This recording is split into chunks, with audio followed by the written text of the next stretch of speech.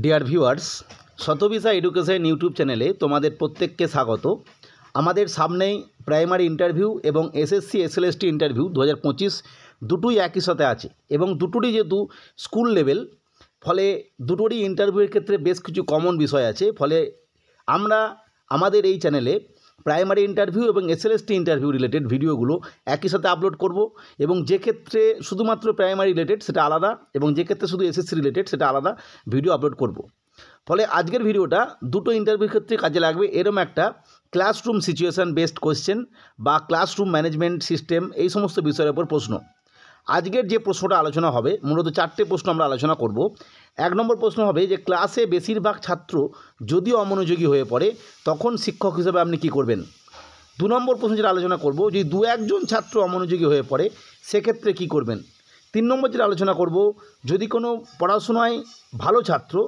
অমনোযোগী হয়ে পড়ে সেক্ষেত্রে কী করা উচিত। এবং 4 নম্বর আলোচনা করব,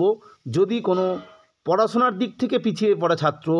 অমনোযোগী হয়ে পড়ে তখন তার জন্য কী করা উচিত। আমরা আজকে যে প্রশ্ন এবং উত্তরগুলো আলোচনা করব, প্রথমেই যেটা আলোচনা করব, ক্লাসে অমনোযোগী শিক্ষার্থীদের জন্য কী করবেন। অর্থাৎ এই কোশ্চেনটা উত্তরটা জানলে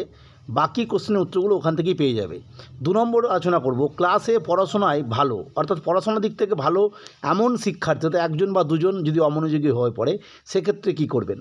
3 নম্বর যেটা আলোচনা করব, ক্লাসে পিছিয়ে পড়া বলতে অবশ্যই পড়াশোনার দিক থেকে পিছিয়ে পড়া শিক্ষার্থীদের অমনোযোগী হলে কী করবেন। 4 নম্বর, ইচ্ছাকৃতভাবে কেউ অমনোযোগী হয়ে পড়ে, ইচ্ছাকৃতভাবে বদমাইশি করে, তাদের ক্ষেত্রে কী করবেন। এবং 5 নম্বর, যদি ক্লাসের বেশিরভাগ ছাত্র অমনোযোগী হয়ে পড়ে, অর্থাৎ যিনি পিছিয়ে পড়েছে সেও, যে পিছিয়ে পড়াশোনার দিক থেকে ভালো আর কি সেও। এখানে আমি বারবার ভালো ছাত্র বা খারাপ ছাত্র কথাটা বলবো, এর মানে এটা নয় যে সে ভালো বা খারাপ, এর মানে হচ্ছে এটাই, সে পড়াশোনার দিক থেকে অর্থাৎ শিক্ষা যে পার্ট নিচ্ছে সেই দিক থেকে সে ভালো, এবং খারাপ বলতে বোঝানো হচ্ছে যে ক্লাসে পড়াশোনার দিক থেকে পিছিয়ে পড়া ছাত্র।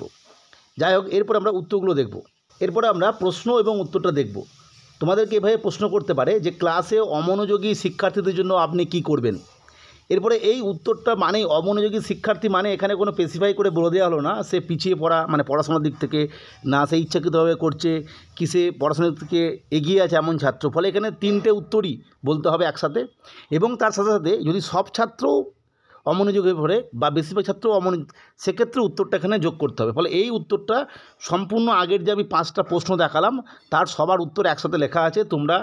লিখে নাও বা দেখে নাও এবং তোমরা এর সঙ্গে কিছু অ্যাড করতে পারো।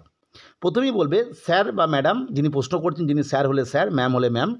বলার পর বলবে প্রথমে আমি জানতে চেষ্টা করব শিক্ষার্থী কেন অমনোযোগী হয়ে পড়ছে। যদি দেখি সে অমনোযোগী হয়ে পড়ছে তার কারণ হলো সে পাঠটি বুঝতে পারছে না, অর্থাৎ এই উত্তরটা হচ্ছে ক্লাসে পিছিয়ে পড়া ছাত্রের জন্য, ভালো করে বোঝো। তাহলে তাকে খুব অল্প সময়ের মধ্যে অন্যান্য শিক্ষার্থীদের সমস্যা সৃষ্টি না করে সেই ওই নির্দিষ্ট সময়ের মধ্যে কতটুকু জানে তা বোঝার চেষ্টা করবে, এবং তারপরে তাকে নির্দিষ্ট পাঠ যেটুকুনি সে বুঝতে পারছে সেটা মনোযোগ দিয়ে শুনতে বলবে, এবং পরবর্তী ফাঁকা সময়ে অর্থাৎ টিফিন আওয়ার্সে বা অন্য কোনো ক্লাসে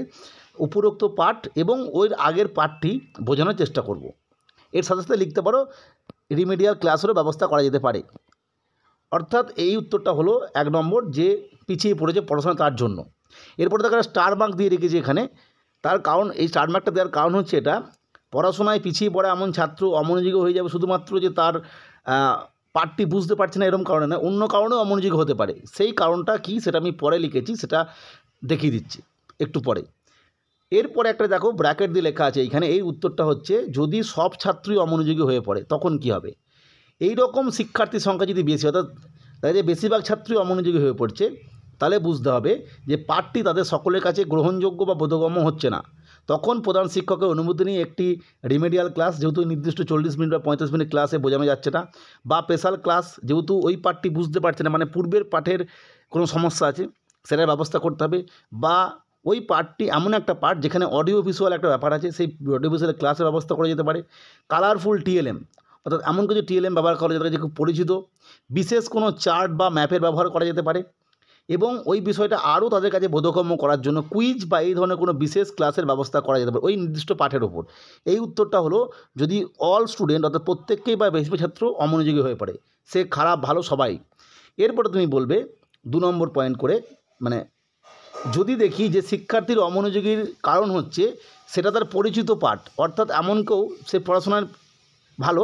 এবং পাঠের পরিচিত, বারবার বাড়িতে পড়েছে, গৃহশিক্ষক কাছে পড়েছে, ফলে সে পাঠটি পূর্বে বারবার পড়েছে, ফলে বিষয়টিতে তার আর মনোযোগ নেই, তখন তাকে খুব অল্প সময়ের মধ্যে অন্য শিক্ষার্থীদের সময় নষ্ট না করে সে কতটা জানে বোঝার চেষ্টা করব এবং বিষয়টি বুঝে তাকে বোঝানোর চেষ্টা করব সে যা জানে সেটা ঠিকই, কিন্তু সে যদি পুনরায় ওই বিষয়টি শুনে তাহলে বিষয়টিতে তার আরও জ্ঞান অর্জন হবে এবং এটি তার কাছে একটি রিভিশন ক্লাস হিসেবে গণ্য হবে। অর্থাৎ তাকে বোঝাতে হবে যে যেটা পড়েছো তুমি ঠিকই পড়েছো, কিন্তু তুমি যদি এই মুহূর্তে আবার শোনো তাহলে তোমার বিষয়টা রিভিশন হয়ে যাবে, যদি কোনো জায়গায় ভুল থাকে সেটা আবার রেকটিফাই হয়ে যাবে, তোমার বিষয়টা আর একবার বারবার পড়ার ফলে মনে থাকবে, এই বিষয়টা বোঝাতে হবে। আবারও বলছি, যিনি পড়াশোনায় এগিয়ে আছে এমন শিক্ষার্থী অমনোযোগী কারণ শুধুমাত্র তার পাঠটি পরিচিত তার নয়, অন্য কোনো কারণও থাকতে পারে, তার জন্য স্টার মার্ক দিয়েছি, সেটা আমি শেষে বলে দিচ্ছি। 3 নম্বর, তাহলে আমরা প্রথমে পেলাম যারা পড়াশোনায় মানে পিছিয়ে পড়েছে এমন ছাত্রের ক্ষেত্রে কী হবে, যারা পড়াশোনায় এগিয়ে তাদের জন্য কি। 3 নম্বর যেটা পড়বো, যারা ইচ্ছাকৃতভাবে করে, তারা পড়াশোনায় পিছিয়ে বা এগিয়ে এরম ব্যাপার নয়, তাদের কাজই হচ্ছে এরম ক্লাসে ডিস্টার্ব করা, না শোনা, এদিক ওদিক তাকানো, তাদের জন্য কী হবে। যদি বোঝা যায় শিক্ষার্থী ইচ্ছাকৃতভাবে অমনোযোগী হয়ে পড়ছে, মানে তাদের পড়াশোনার প্রতি আগ্রহ নেই, মানে সে হয়তো ভালো পড়াশোনায় কিন্তু ওই পাঠটা গ্রহণ করতে ওদের একটা মানে ইন্টেনশনালি এটা করছে, তখন তাকে বোঝাতে হবে যে বিদ্যালয়টি আমাদের কাছে মন্দির, মসজিদ, গুরুদ্বারা বা গির্জার মতো, ফলে ওই সমস্ত স্থানে গিয়ে আমরা সবসময় প্রার্থনা করি বা আমরা অপরকেও প্রার্থনা করছে এমন কাউকে সমস্যা সৃষ্টি করি না, বা ওখানকার যিনি প্রধান বলতে বোঝানো হচ্ছে এখানে হতে পারে পুরোহিত মশাই, এখানে হতে পারে কোনো ইমাম সাহেব বা চার্চে যিনি ফাদার আছেন তিনি যা বলছেন সেটা বুঝি বা না বুঝি তবুও সেটা শুনি বা শোনার চেষ্টা করে বোঝার চেষ্টা করি, ফলে এই বিদ্যালয়টা তোমাদের কাছে ওই ধরনের মন্দির, মসজিদ, গুরুদ্বারা বা গির্জার সমান, ফলে তোমরা অবশ্যই অপরের সমস্যা সৃষ্টি করো না যারা শুনছে, বা নিজেও চুপচাপ বসে থাকবে না, যে বিষয়টা আমি পড়াচ্ছি সেটা মনোযোগ দিয়ে শোনো, বুঝতে না পারলে অবশ্যই জিজ্ঞাসা করো, আমি আবার বুঝিয়ে দেবো, অর্থাৎ তাদেরকে বোঝানো। এছাড়া এর সঙ্গে এই 3 পয়েন্টের সঙ্গে যদি তারা ইন্টেনশনালি এটা করছে, অর্থাৎ ইচ্ছাকৃত হয়ে করছে, ফলে সেখানে ভালো ছাত্র থাকতে পারে, খারাপ ছাত্রও থাকতে পারে, তাদের ক্ষেত্রে আরও 2-1টা পয়েন্ট যোগ করতে পারো এখানে, যে তুমি যদি পড়াশোনা না করো এরকম ডিস্টার্ব করো তাহলে অপরজন শিখে যাবে, পরীক্ষায় তোমার থেকে এগিয়ে যাবে, তুমি আগের বার পরীক্ষায় ভালো নাম্বার পেয়েছিলে এবার পাবে না, বা যারা পিছিয়ে পড়েছে এমন ছাত্র যদি হয় সেক্ষেত্রে বোঝাতে হবে যে তোমাদের যে এখন এত চিঠি লেখা শেখানো হচ্ছে বাংলার ক্লাসে, তুমি এই যে চিঠি লেখাটা শিখছো না, তাহলে পরবর্তীতে যখন তুমি বড় হবে, তোমার কোনো সমস্যা হবে, তুমি পঞ্চায়েতে যাবে কি পৌরসভায় যাবে, তখন কোনো একটা বিষয়ে আবেদনপত্র লিখতে পারবে না, তাহলে তুমি এখন থেকে শিখে নাও, এই বিষয়টা এর সঙ্গে অ্যাড করা যেতে পারে। আবারও বলছি, এই 3টের সঙ্গেই এই সমস্ত কারণ ছাড়া অন্যান্য কারণও থাকতে পারে, যে ভালো ছাত্র শুধুমাত্র সে পাঠটা জানে বলেই অমনোযোগী হচ্ছে তা নয়, যে খারাপ ছাত্র সে বুঝতে পারছে না বলেই অমনোযোগী হচ্ছে তা নয়, আবার যারা ইচ্ছাকৃত হয়ে করে তারাও যে অমনোযোগী হয়ে পড়ছে ইচ্ছে তাও নয়, এছাড়া অন্য কোনো কারণ থাকতে পারে, সেটা প্রতিটার শেষেই যে স্টার মার্ক দেওয়া আছে সেটা কিন্তু বলে দেবে। যদি কারণটি বাহ্যিক কোনো কারণে হয় সেটা জেনে সেই অনুযায়ী ব্যবস্থা গ্রহণ করবো বা বুঝিয়ে ক্লাসে মনোযোগী করে তুলবো, এই বাহ্যিক কারণটা ইম্পর্টেন্ট, প্রতিটা কারণের সঙ্গে এটা যোগ করে দেবে। স্টার মার্কস দেওয়া আছে এখানে একটা, তোমরা দেখতেই পাচ্ছ, এইখানে একটা স্টার মার্কস দেওয়া আছে, আবার দেখো এইখানে একটা স্টার মার্কস দেওয়া আছে, এইখানে প্রতিটা অ্যাড করে নেবে তোমরা চাইলে। এটা বাহ্যিক কারণ, মানে অনেক সময় দেখবে বিদ্যালয়ে ছাত্ররা চুপচাপ বসে থাকে, তার কারণ হচ্ছে সেটা কোনো দুঃখের কারণ হতে পারে বা আনন্দের কারণে হতে পারে, মানে এরম ব্যাপার, হয়তো তার পাশের গ্রামে মেলা হচ্ছে, সে বিকালে মেলা দেখতে যাবে, তাহলে সেটা নিয়ে ভাবছে যে মেলায় গিয়ে কী কিনবো, জিলিপি খাওয়া হবে, ফুচকা খাওয়া হবে, এইসব বিষয়, বা দেখা গেল তার বাড়ির কোনো আত্মীয়, বাবা বা আব্বা বা চাচা বা কাকা কেউ বাইরে কাজ করে আর কি, দীর্ঘদিন বাদ বাড়ি আসছে, সে খবরটা পেয়েছে, তাহলে সেই যে আনন্দটা যে বাড়ি আসছে দেখা হবে, বা তার বাড়ির কেউ বলেছে আজকে তাকে একটা সাইকেল কিনে দেওয়া হবে, বা এমন হতে পারে তাদের বাড়িতে কেউ বেড়াতে এসেছিলো, পিসি, মাসি বা নানি বা যাই হোক আর কি, অন্য কেউ, মামা,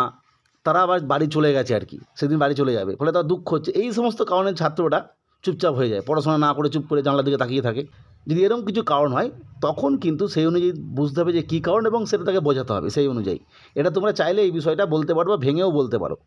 যদি কারণটা এই ধরনের কিছু হয়, সেই জন্য আমি এটা শেষে লিখেছি। যাই হোক, মোটামুটি আমি বোঝানোর চেষ্টা করলাম, পরবর্তী তোমরা যদি ভাবো কিছু অ্যাড করবে এর সাথে সাথে অ্যাড করে নিতে পারো, মোটামুটি এইভাবে লিখলে আমার মনে হয়, মানে এইভাবে বললে আর কি সবথেকে ভালো হবে। ভিডিওটি দেখার জন্য প্রত্যেককে অসংখ্য ধন্যবাদ।